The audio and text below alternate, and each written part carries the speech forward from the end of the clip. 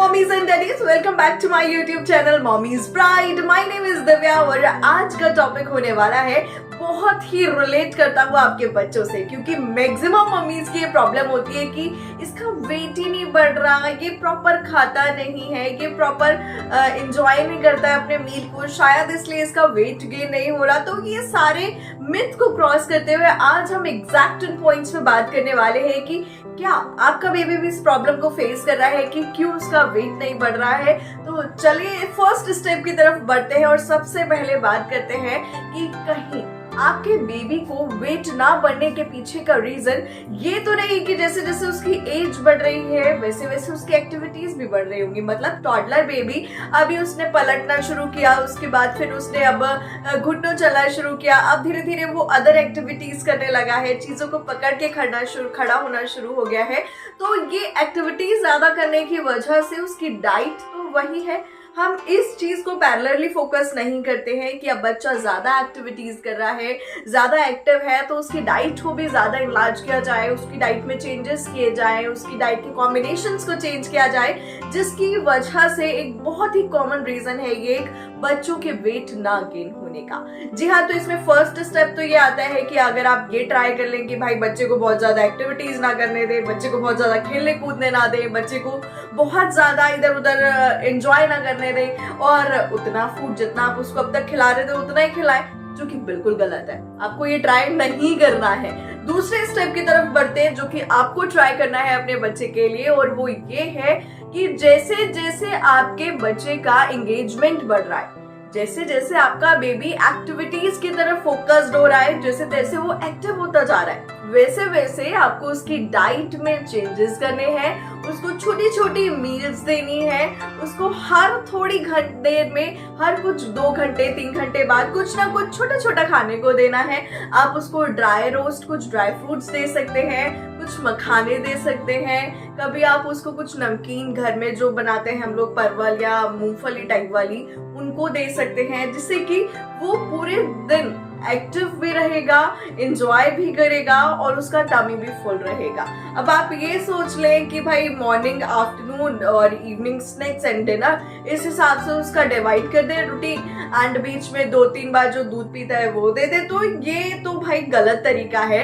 आपको बच्चे को छोटी छोटी मील्स देती रहनी चाहिए। फिर कुछ फ्रूट्स हो सकते हैं, ड्राई फ्रूट्स हो सकते हैं, कुछ एक्स्ट्रा आप उन्हें फिंगर चिप्स या फिर आप उन्हें पोटैटो चिप्स इस टाइप होममेड बनाकर दे सकते हैं, जो कि आपके बच्चे की हेल्थ के लिए भी अच्छे हैं और वेट गेन भी होता रहेगा।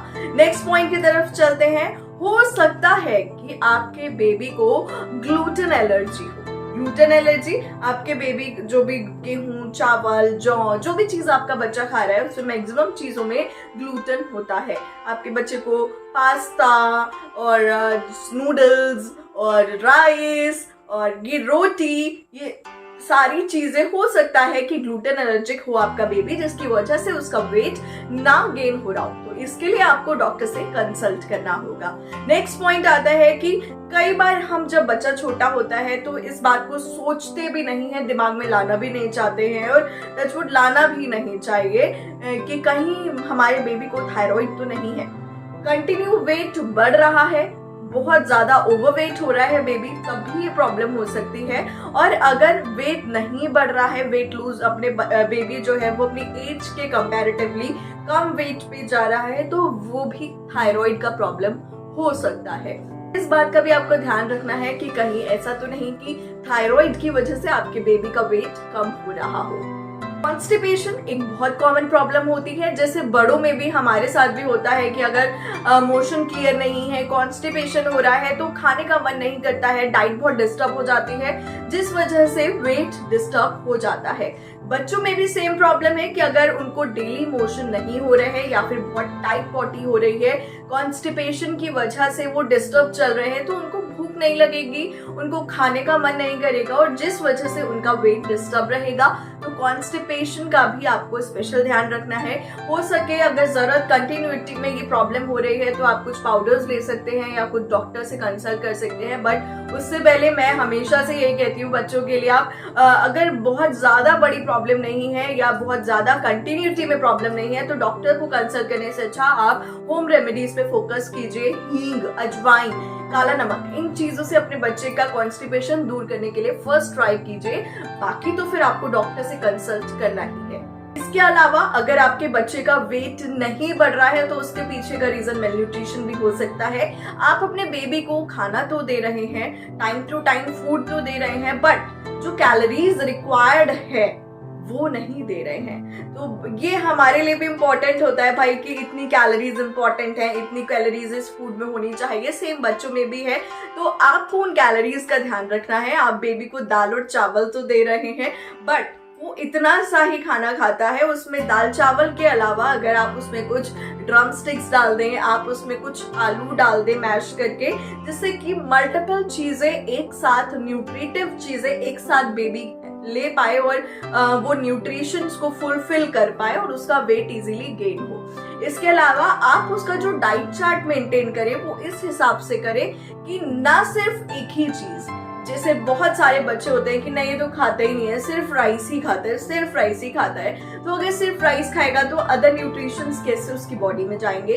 तो ये आपको इनिशियल पॉइंट से मैनेज करना होगा। अपने अगर बच्चे को स्टार्टिंग से मल्टीपल चीजें नहीं खिलाएं तो ये प्रॉब्लम आपको फेस करनी पड़ सकती है। तो आप शुरू से उसका डाइट चार्ट इस तरह से मेंटेन कीजिए जिसमें फ्रूट्स, वेजिटेबल्स, सारी चीजें मैनेज हो।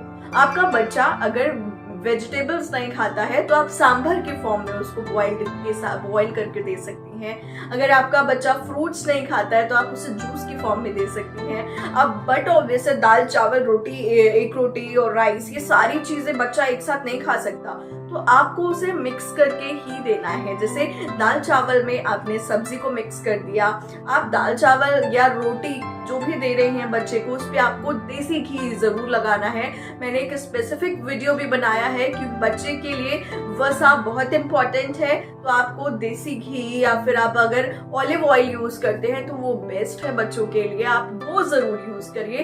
तो ये कुछ चीजें हैं, हम अपने लिए तो इग्नोर करते हैं कि नहीं नहीं हमें ऑयली चीजों से दूर रखना है, फैट से दूर रहना है, लेकिन बच्चों की इस एज में ये सारी चीजें बहुत इंपॉर्टेंट है और आपको ऑयल, वसा, इन सारी चीजों को मैनेज करके रखना है और कैलोरीज का ध्यान रखते हुए, मल्टीपल न्यूट्रिटिव चीजों को ध्यान में रखते हुए अपने बच्चों को देना है। एक पॉइंट और इसमें ऐड करूंगी मैं कि जब हम अपने बच्चों को एनिमल मिल्क पे ट्रांसफर करते हैं, काउ मिल्क, बफेलो मिल्क, तो हम क्या करते हैं कि अरे दूध में पानी मिला दो, थोड़ा ज्यादा ये पतला हो जाएगा तो बच्चों को डाइजेस्ट करने में इजी रहेगा। बहुत बहुत गलत है ये बिल्कुल गलत मिथ है। आप अपने बच्चे को अगर बहुत ज्यादा कॉन्स्टिपेशन का प्रॉब्लम है तो मलाई हटाकर दूध दीजिए, बिना पानी मिलाए दूध दीजिए, वो बहुत इजीली डाइजेस्ट कर पाएगा और प्रॉपर न्यूट्रिशन जो बॉडी के लिए रिक्वायर्ड है, जो कि उस दूध से बच्चे को प्रॉपर मिलने वाला है, वो भी मिलेगा। सेम हम ये ट्राई करते हैं कि बच्चे को जब वो खाना या फूड स्टार्ट करता है तो हम उसे दाल का पानी देते हैं। क्या होता है दाल के पानी में? आपका गुजारा चल पाएगा दाल के पानी से? नहीं ना। दाल का पानी नहीं, आपको बच्चे को दाल ही देनी है।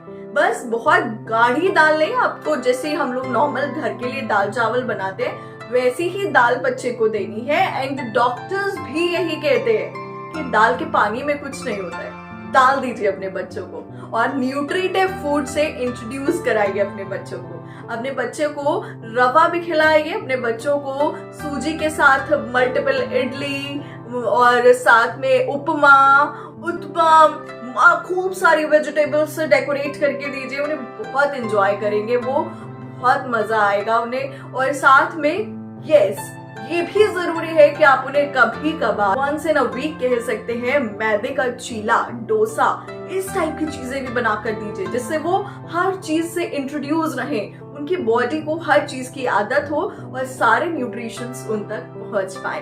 सो चैनल को नहीं किया सब्सक्राइब तो कर लीजिए फटाक से, प्रेस द बेल आइकन। ऐसे ही इंफॉर्मेटिव वीडियोस लेकर आती रहूंगी आपके लिए। Bye bye, take care, love you all.